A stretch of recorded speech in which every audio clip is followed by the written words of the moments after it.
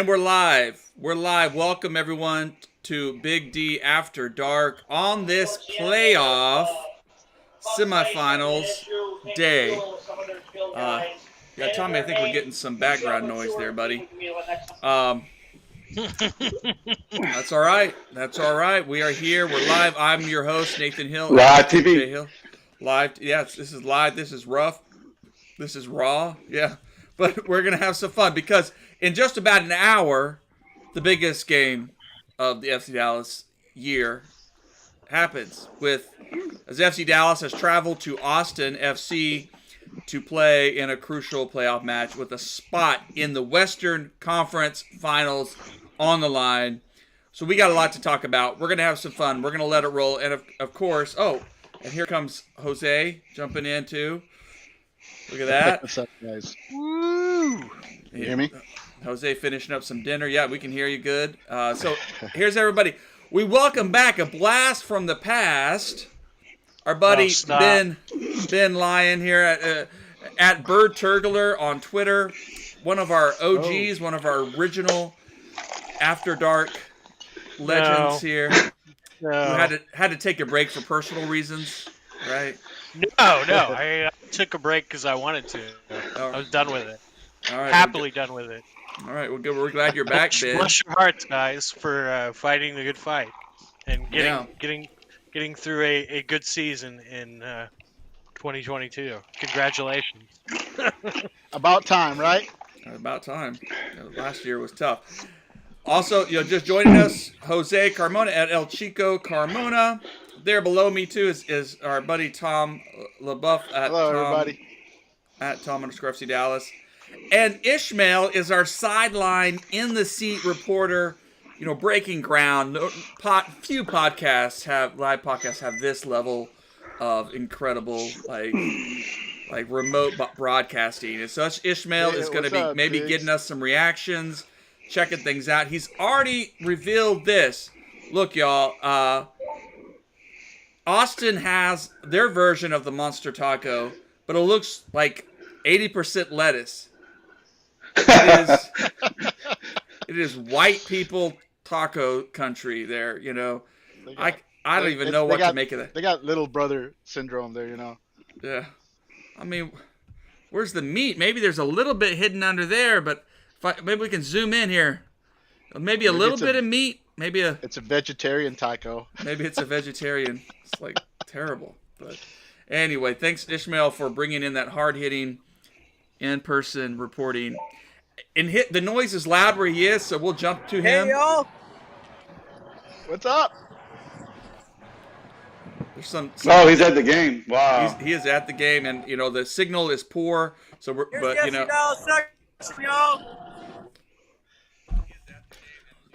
All right, we're just gonna. I've been there. I know how that works. It's loud.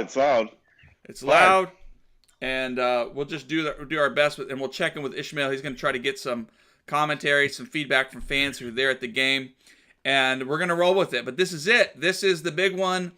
This is what it comes down to, and you couldn't have written a better script than FC Dallas playing their in-state rival Austin for a spot in the final. We want your reactions out there, so post your comments, your questions, and we'll bring them up here, and they'll shape us. So let's just do a temperature reading of the room. How are we feeling? Are we nervous? Are we confident? Are we a little bit of balanced? A little bit, and by balanced, I mean you're like, hey, this is all bonus money right now. We're playing with house money. Whatever happens, happens. How are you feeling? I'm feeling good. Obviously, we had the 2 draws earlier this season, so I understand that it's going to be a tough game. But at the same time, I think this team is hitting on all cylinders at the right time, and I don't think Austin is. I think they struggle to get through, and in all honesty, I think it's going to be a tough fight. The being at home counts for a reason. So, yeah, it's going to be. I think it's going to be a nail biter. I think it's going to be a war, and it's going to go down to the wire, and hoping the good guys come out on top.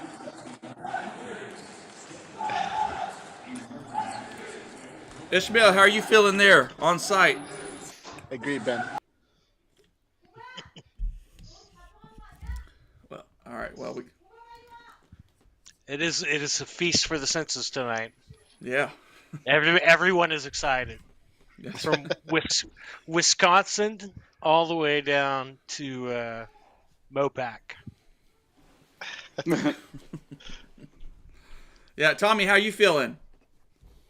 Well, I think FC Dallas is the better team. I know that we're behind them in the standings, but I mean, if you look at the two games that we had against them, we didn't have our top players in the lineup, and we still like basically were the better team. Even though I think we drew, I don't remember exactly our record, but they're going off this new big stadium. Austin has no other professional sports team. Let's just make that clear.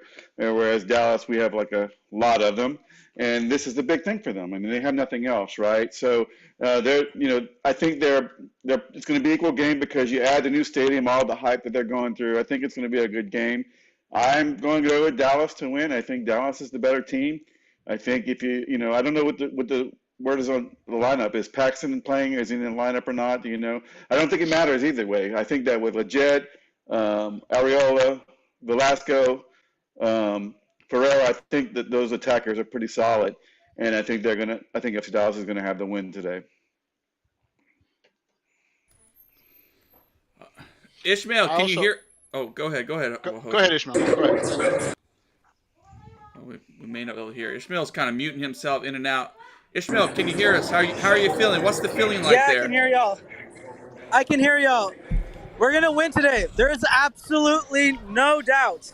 We're going to destroy Austin. I have this feeling. It's just going to happen. I'm telling y'all. Awesome. Love it. Well, great. Love the energy. Love it. That's nice. All right, Ben, how are you feeling?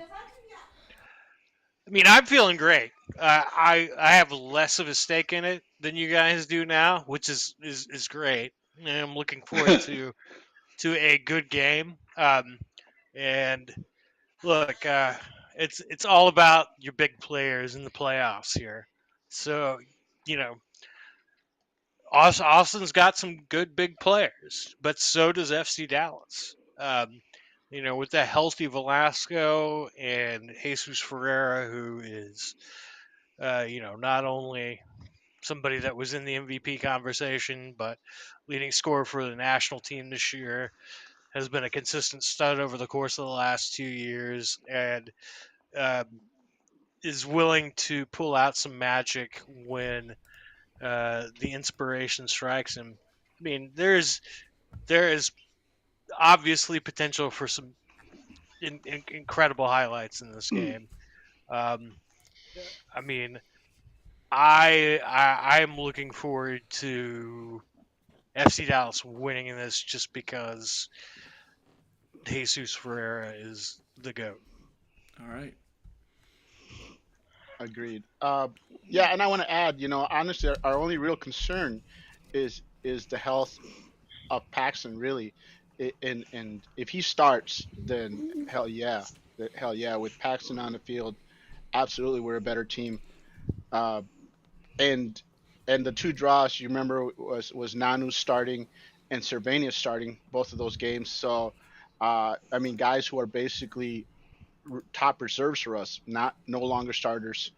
So, yeah, this version of the team in the second half of the season, since the arrival of Leggett and since Tomasi beat out Nanu, is simply a better version than the team that faced Austin in the earlier two matches. And Austin, of course, they were flying. They had our old man Max Urruti, but Urruti's hit that late season doldrum that he hit when he was here, and now one of their top performers has not been performing, and we know what that's like. We know seeing Urruti disappear. Not to say he can't hurt us because he knows the team well, but at the same time, we've seen this late season soon from him, and it's hit Austin, and you can see it. You can see it in the way they've been struggling to put up points because honestly, they got Drusy, and without Urruti hitting, it's a struggle. It was a struggle for us when we had them, and now they're going through the same headache. I mean, Maxey has balled out in the playoffs though in the past too. I don't Yeah, know I if mean, he's aged out he's of it talent. or not. I'm Yeah. I'm not putting eggs in my basket about Maxey disappearing or Maxey going Oh, full definitely a playoff talent. Maxey from his Timbers days. I mean, Yep, like yep. you never Agreed. know. I'm not trying to shit on him. I mean, like I said, he's got an MLS Cup to show that he can ball out in the playoffs. I'm just saying, of their key players, he comes in uh, fading like he's done in the past. So I mean, there's ways to compensate for that. Maybe he doesn't start. He didn't start in their playoff match, and they had him come off the bench, and maybe that's just, you know, his path to success. As I believe when he was with Portland, he was a super sub who came off the bench and gave him goals. Mm. Well, and there was Ishmael as you can hear us, Ishmael. The drama as we see the scenes behind you as FC Dallas fans kind of take their spot up there. Sorry, y'all. I gotta disconnect, but I'll give you my opinions. All right. It's the players that are going to be important today are Paz and Jesus. Jesus had a pretty poor game last time. This game, he needs to step up. A game like this, there's going to be chances on both sides of the game. So we need to play better. Like, Jesus needs to be able to get some shots on goal and finish them. Because there's going to be those opportunities. And Paz, just keep doing what he has been doing. He's one of the better keepers in the league. Pretty underrated. Just continue to do what he's doing. All right, y'all have a great game. All right, thanks, Ishmael. Enjoy the game, Ishmael. Yeah, 100% agree with that. Paz is the best off-season signing by FC Dallas, And that's bar none. That says a lot. Yeah, I mean, it does. Velasco was great. Well, I'm gonna Ariel talk about players, but I would say the biggest should have change. signed Lewis Morgan instead, but it is what it is. I think Estevez has been the biggest change in this team. I think his coaching, he's changed the organization from top to bottom, and I believe it's Estevez. I would go. Yeah, I mean, last week we played Minnesota, and his game plan, even though it was heavily conservative, we won the game because we made no mistakes, right? So, I mean, I think that today we don't have to worry about the low block as well as Minnesota played it. It's well documented. Minnesota plays a hard low block, hard to beat, and we beat it, right? So, yeah. Did get punished for mistakes. We Right. do, but the difference is we've seen FC Dallas struggle with the mid to low block teams like Minnesota and Vancouver and Nashville. Don't have to worry about those guys. Austin doesn't play that. Austin wants to ball. They want to come at FC Dallas, and Dallas likes that kind of game. Dallas and Austin are both going to go after each other. I'm not saying that they're not going to try not to make mistakes, but this will not be the Minnesota game. There will be goals, and it will be the team that basically creates, that makes those opportunity counts. We can't have Jesus blowing an open shot on goal or anything like that. It's you got to make them count because you could score 2 goals and still lose. I still think we're going to be very, very careful with the ball in the midfield. As you saw, Hedges' bad pass left Martinez one-on-one. It was really one guy right on Martinez, and he scored, right? I think that's the other thing that coaches is going to address this past week and make sure that will not happen. Just like we were not careless with the ball against Minnesota in the final third. I mean, in the defensive third. So I totally behind this team. I'm behind this coach. I believe he's going to have the game plan to win. I think we match up well with Austin, and I've seen that this year. We're going to have to just beat the first 10 minutes. Get an early goal will help a lot tremendously. Absolutely. We'll see how much the crowd can help them. But I got FC Dallas winning this one. Let's go ahead and jump. I got a short clip here of Nico with some sort of pre-game comments from earlier this week. Let's see what he has to say since we're talking about him. And Ben, we'll get to your question in a moment. In fact, Nico may answer them for. Nico, it's the Western Conference semifinals, so there's already the motivation's already there. But does it being against Austin, a local rival, does that add any more to the matchup?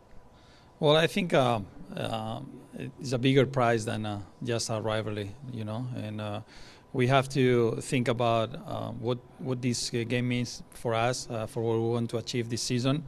and it doesn't matter if it's Austin or other team. We have clear our targets and our goals, and we just want to play a really good playoff game and go through to the next round. Both games against Austin this year ended in draws. What can you take from those games and apply it to Sunday? Well, they're two good teams. Two good teams that try to attack. Two good teams that try to impose their style, and two teams that fight. And this is why it's difficult for both to win those games, because both can respond well to the circumstances, and we're ready to in this time get the win. Both games went to 120 minutes in the first round for both teams. How is your team recovering physically? Well, I think even that we have one day less than them, we're recovering well. You can see today the mood of the team was great, and the energy. And tomorrow we'll have the last training and ready to go for Sunday. All right. Well, Nico may be a little close to his chest there. We are watching, Ben. We are watching. You ask any word yet on the knocks we got last game? Our buddy Ben Funch there watching.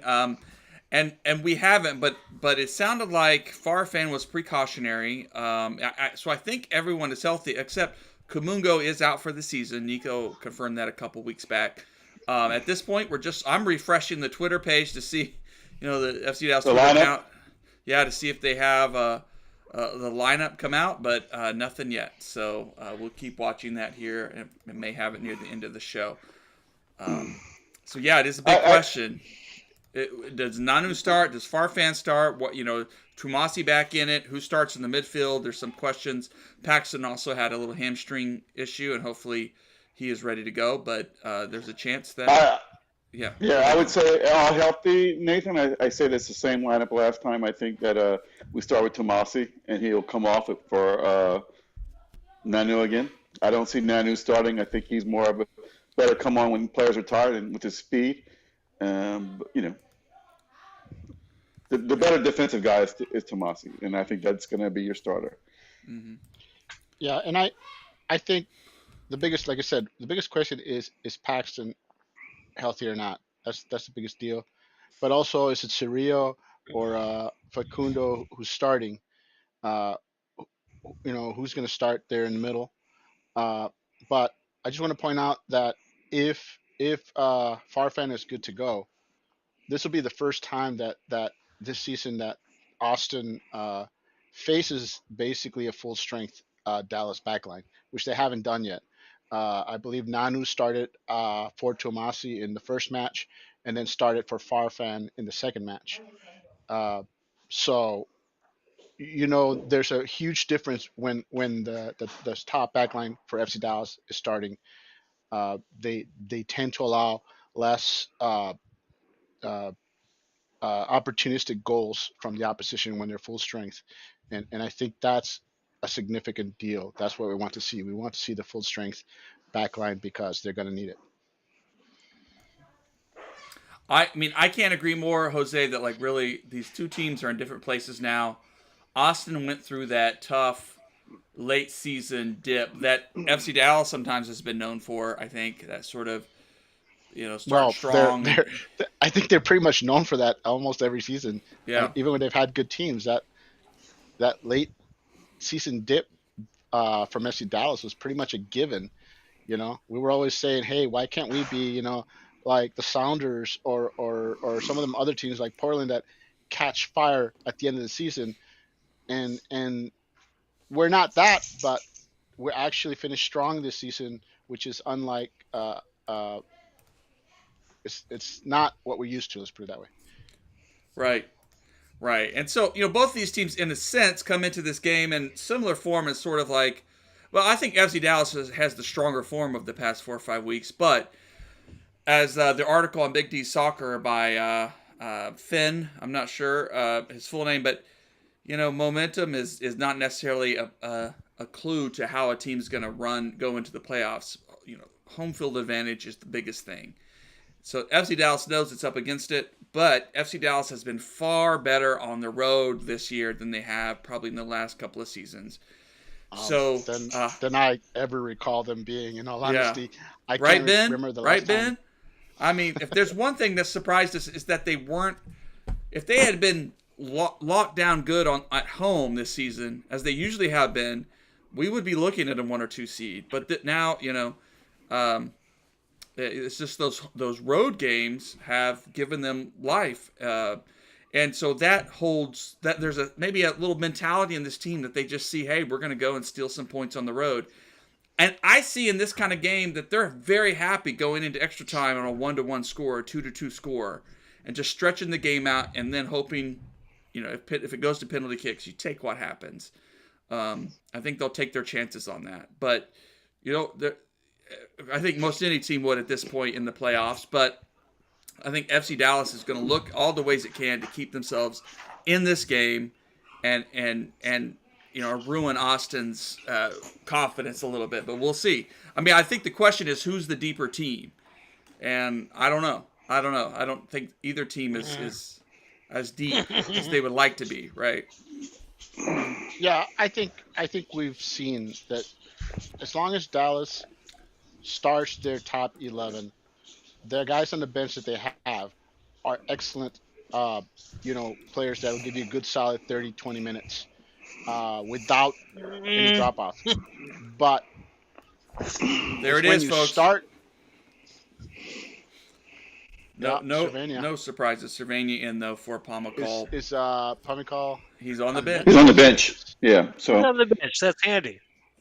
That's good. This isn't a bad bench either for FC Dallas. It's come through ups and downs, but you have Siki, you have Obrian, Cerrillo, Tafari, Pomacall, Quinones, Nanu. I mean, you take that bench. So I was right. I said Tomasi would start. I also predict if we get a lead in the second half, we'll bring in and go back with 5 in the back and bring in Tafari. And that's my prediction if we get a lead. Okay.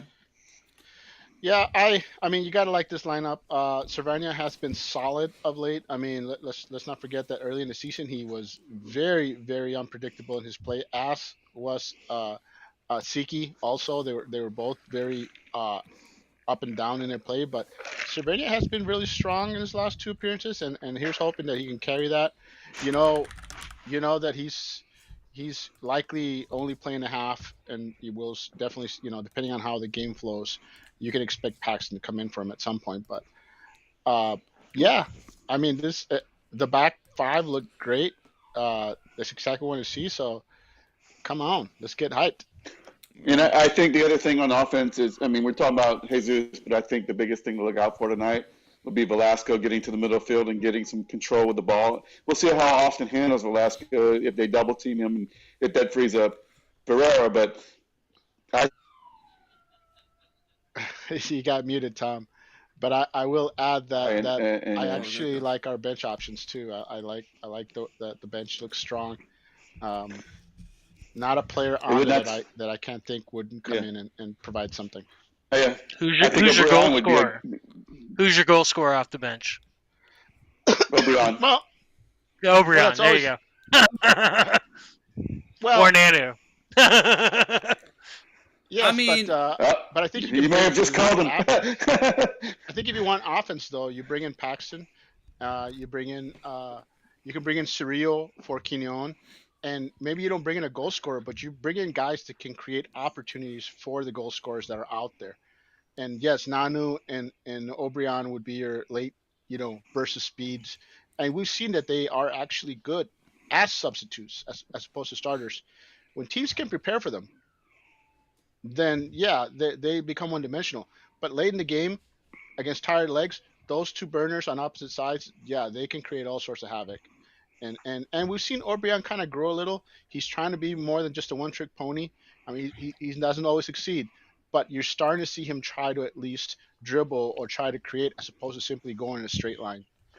One thing I noticed is that when he does get the ball on the wing, he's looking to hit Jesus more than score. I think that he's understanding his role on the team. And now I'm not saying he won't shoot and all, but I have noticed that he's really trying to get that square ball in to the box to Jesus. Yeah, and honestly, like I said, the options that we have on the bench, we haven't had a goal scorer coming off the bench all season. That hasn't changed. So, but for every other situation, I think there's somebody in there for whatever need arises. So I like the options, like I said. and I don't mind Hara for as a penalty kick taker. Oh, here comes our buddy Ben Funch. This Hara gets the winner. Now look, I I'm not a fan. I'm not a fan of the Franco Hara signing. But you know what? A lot will be forgiven if it comes down to 1-1 extra time, and then Hara just scrounges up some kind of goal, and we just go, yeah, and then you'll be like, you know what? I still don't agree that he was worth all the cash for these past couple of years, but he'll be a But beloved FC Dallas here, kind of the a team thing. has found a way to use them. I mean, if he comes on, that means let's say Cervena comes off and they go to a 4-4-2, and Hara does what he does well. He's a good hold-up guy, if anything. So he may not score the game winner, but he could definitely set up the game winner. I mean, but let's face it, he's got a short window. We're talking like 20 minutes tops before he gasses out. So, Hey, You know what? let's go ahead and look at the Cracking up, but bespoke it's true. Austin. Like Austin's trying to go for some kind of vintage vinyl thing. I don't get it. Just like show the lineups, guys. You don't have to have like a vinyl scratched up record for your lineup. Yeah, and who's playing where? I mean, come on, man. I If mean, you don't like I if you don't follow said, this team, is you the only have no team they clue who have. to- I mean, they got to get excited, but they have something to do today. And notice that our man Rudy is not starting. You really is a great hustler, but other than that, I mean, Yeah. I think the only thing about Rudy is he had less misses than Brian Acosta from outside the box.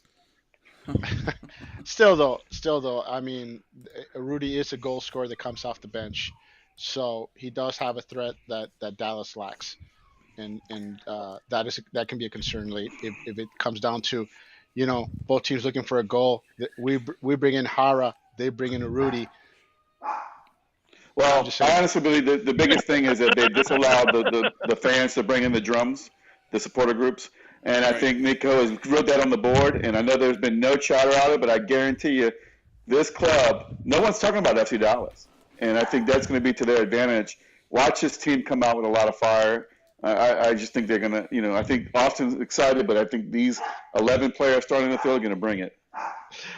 I want to see a goal scoring celebration where one of the players pretends to play the drums or something like that. That would be great. Mm-hmm. But yeah, I think Austin's been very petty with the supporters, and they've been more than happy to be petty. It's not like they're oh sorry. They're like, yeah, if you don't like it, next time finish higher than us. So I think that's something that will hopefully come back to bite them next year. We gotta have the supporters groups talk to the FO and say, hey, we can't let these guys get away with that. I know you like that they're coming in and buy tickets and whatnot, but have our backs on this. We travel strong for you guys, and we would have had a bigger presence in Austin had they not basically. I think that's also very big. I mean, there petty. should be some kind of rule of how many tickets we get, because that's. I mean, it's not a home game for the regular season. It's a game for both of us. Both teams should have a chance to go. I mean, they got to do something about that. That's ridiculous. They can paint it however they want. It's a corporate decision on their part. It's like, hey, if we hold on to these seats, we can make more money. I was under the impression that was like a league-wide mandate, that it was like the 1% of stadium capacity or whatever, and it was pretty standard. That's for the regular season. I don't know about if that's just yeah. I mean, the playoffs. MLS is. I mean, as far as what they offered to the the opposing teams' ticket office. Just imagine They never had that problem before. Yeah, imagine a college football game where, like you said, oh, the other marching band can't be here. Like, it just gets a little goofy, and the context is a little bit different. But just like, come on, it helps create an interesting atmosphere. I mean, it's what you have whenever you have a robust after ticket market for your team. Yeah. Like Austin regularly sells out. There's a high demand for those tickets. Bigger than the capacity of the stadium within the city limits of Austin and the snotty little suburbs out there. So yeah, of course they're gonna reserve as many tickets that they can sell at a premium. I mean, I think it would make sense if you thought that the opposing team wasn't going to travel strong. That's not the case here. That's not the case Well, here. I mean, I like would they don't like, give a shit about that, and yeah, but you know what? They don't need to. no, I agree. But I'd like to get like an official response from our FO or from Dan or someone that says, hey, did this really happen? Or is there something behind the scenes that we didn't know? Maybe, and for all we know, maybe Dan agreed to it. For all we know, Dan said, "Yeah, sure, we don't need that many I mean, tickets." it's Who a knows? single I like an entity official league. I response. mean, like they Yeah. probably make more money like that. They don't give a fuck.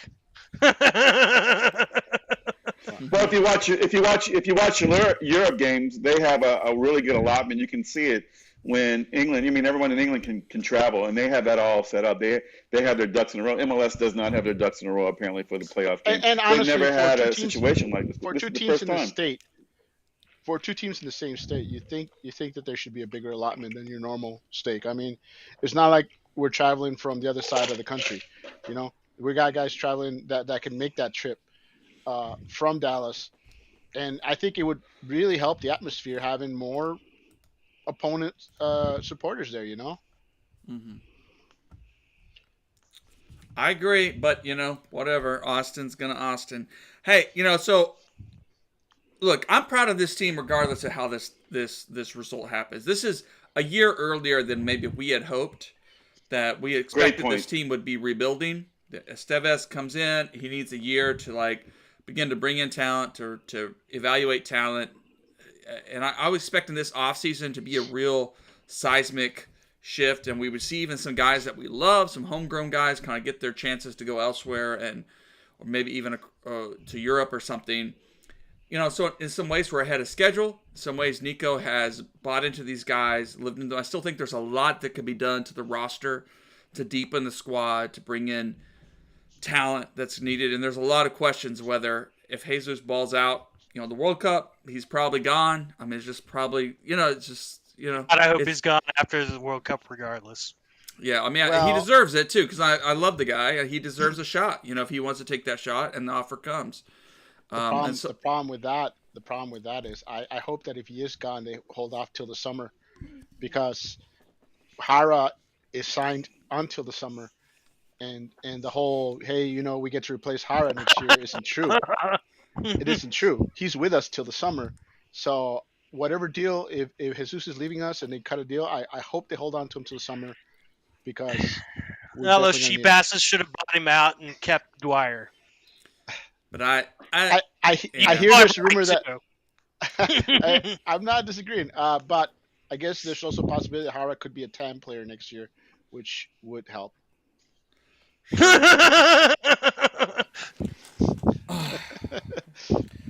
I don't know.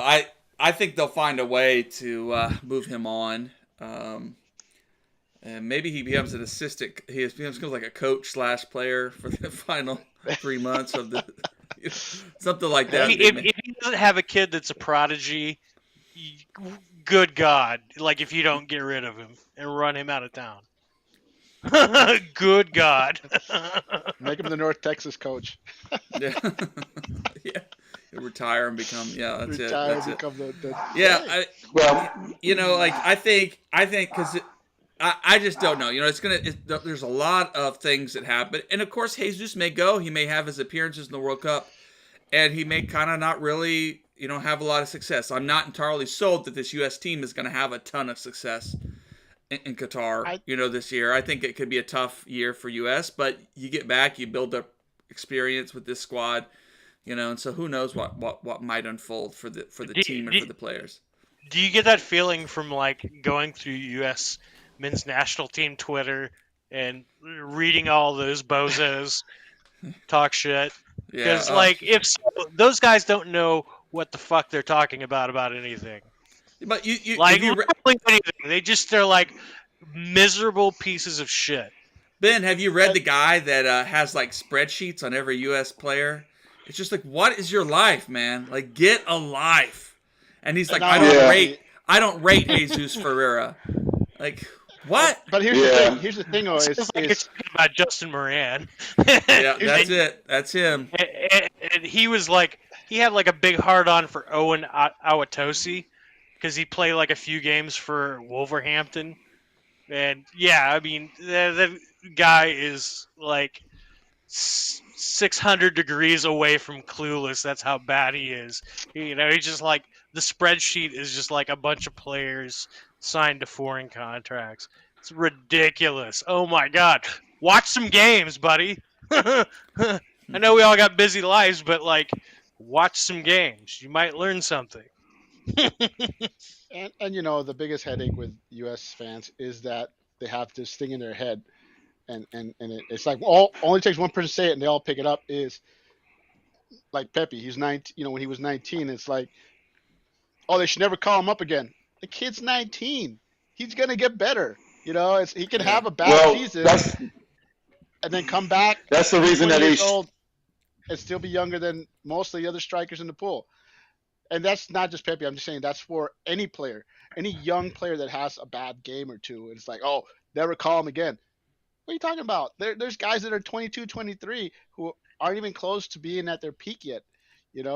So it's you got to tune those guys out. They're Yeah, Tommy, you froze up. Tommy's getting worked up so much he froze up. So, like 15 years ago, there was a young, promising South American striker at Groningen, who was also 19 years old, and he managed 10 goals in 29 games for Groningen, and his name was Luis Suarez. And Pepe is well on his way to eclipsing his goal scoring record as a 19-year-old with Groningen. So, I mean, I don't know if that means that Pepe is going to be the next Luis Suarez, but Right. maybe I got with disconnected, all but what I was saying is that this is the reason why he has to go. He's got many, many World Cups to follow. If he doesn't go this year, he doesn't get that experience, even if it's a little coming off the bench. But I believe we'll see more than that of just Pepe coming off the bench. He's got a long career ahead of him. He's still very, very young, and if they make it every 3 years, how many more World Cups is he going to have? Yeah. So, well, anyway, let's get back to the game and All right. who's everybody's key player or the player that basically is either going to be a difference maker in this game. Gosh. Alan Velasco. All right. All right, Tommy with I Velasco. think that's a strong answer because, like, he just is a difference maker. He just is. He is. It's like weird as an FC Dallas fan because to have a guy like that on your roster, when we've had our Diaz, we've had our David Ferreira, in the past. But it's fun to see Velasco and be like, man, this isn't even the best of what this guy's can do yet. Like this isn't. He's still in formation, kind of a thing. Both of you are in agreement with. No, Velasco, I was concurring with Tommy, but You're I making this point. think it's going to be a hedges kind of match. I think it's going to be a game where you need that veteran, to just plant his foot in the game and bring that experience and make some crucial plays. Defensive. Yeah, and just to keep the team in it, keep things tight. What about you, We'll Ben? see. It's all about Jesus Ferreira, who is also a veteran. I mean, he's been playing professionally since he's 16 years old. That's 5 years. That's a veteran.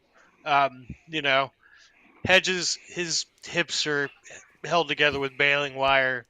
I don't know how Jose Martinez is still alive. I mean, like the difference in health this year, that's probably like the biggest leap forward for Dallas this year. True. But Jesus Ferreira is going to be the guy that disrupts all of that middle of the field. Gabrielson, Cascante, Pereira, Ring, they're going to pay mad attention to him. And, if he can make an incisive pass or a great shot or a cutting run, these are all things that are well in his wheelhouse. Surprisingly, maybe to some, then that's going to make the difference. Because Austin's spine is kind of weak, to be quite honest, and he can really exploit that. It is good to have another good playmaker like Velasco this year. Team finally spending money, despite neglecting investment for years. So that's great. And then, Paz, I still say is the best signing in the offseason. Cool. All right, and my pick and my best signing of the season too. It's going to be legit with Paxton not starting, having that midfielder that can create, that can come forward and make those incisive passes to open up the defense. That's going to be Leget's chance to do that this game, and I think he's the guy that's basically going to. I'm not saying he's going to score, but I wouldn't be shocked if he finishes with a couple of assists, a couple of key passes that open up that defense, and that's the guy that I'm looking that I think will be maybe he doesn't get the MVP at the end of the game, but because the goal scorers get all the glory. But we'll look back and say who had the best game, and Leggett I think will have a huge game for FC Dallas. Strong also choices. The best signing because he didn't cost anything. He didn't cost anything. He's free, and the team has improved since his arrival. Mm-hmm. And I can say how that could happen tonight too, and I can see that happening as well. Even though I said watch out Velasco, but you know why? Because if you double team Velasco, you double team Ferreira, then you still got Ariola, and then you kind of like legit kind of like just sneakily gets in there, right? And he can do things as well. Yeah, that's a great point. I agree. I agree that Velasco and or Jesus, one of them could very well be the MVP because they're the most likely goal scorers. But yeah, good shout out for Ariola. It's going to be the guys doing the dirty work like Ariola and Leggett that I think, because Jesus will be double and triple teamed. So will Velasco. They're not going to allow Velasco one-on-one, and if they do, great for us. But very likely he'll attract double coverage. So it's going to be Leggett and Ariola that basically will get those looks, and they have the motor and they have the veteran savviness to do it. So yeah, you guys got me hyped. You got me ready to go for this game. I'm ready. And I think Sebastian, the sneaky signing of that is just that you have the marketing coup that is Becky G on board with the club. So that's going to be at the game, and the team has yet to lose when she's at a game. So let's keep that streak going, guys. There you go, Ben. That's some good data for you, Ben. Ride that mojo till it dies. That's right. That's right. Right the hell out of it. We should just strap her to the team bus and not let her go. Like a talisman. Like one of the old Viking ships, you'd have the. That's right. Well, look, let's leave it there. We got about 15 minutes till the game. This is it. Guys. This is we'll see if FC Dallas continues on and goes to play in LA at LAFC, or if this is the end of what has been a very interesting and fun season, challenging season. But and I think, as I said, I think we can be proud of these guys for their fight, for their professionalism in a tough season, kind of rebounding, significant points per game performance improvement over last year, back into the playoffs, making this run. We could still be back here next week and do another pregame show, and so and of course look for our post game, like our probably Monday night show. We'll be going live and kind of dissecting the game and beginning. Hopefully we have great things to talk about. Right. Well, just a little tip, at 6:45 you can put on iHeart app radio on your phone. You can catch Steve Davis and I think Mark Followell. They're going to be having interviews at 6:45, and if you want to listen to them on the had the FC Dallas broadcast, listen to it on the iHeart radio. All right. Sync it up with your TV. Just a little tip. All right, well, let's go. Come on. Hara's leading us. Vamos, let's do it. Let's do it. Let's do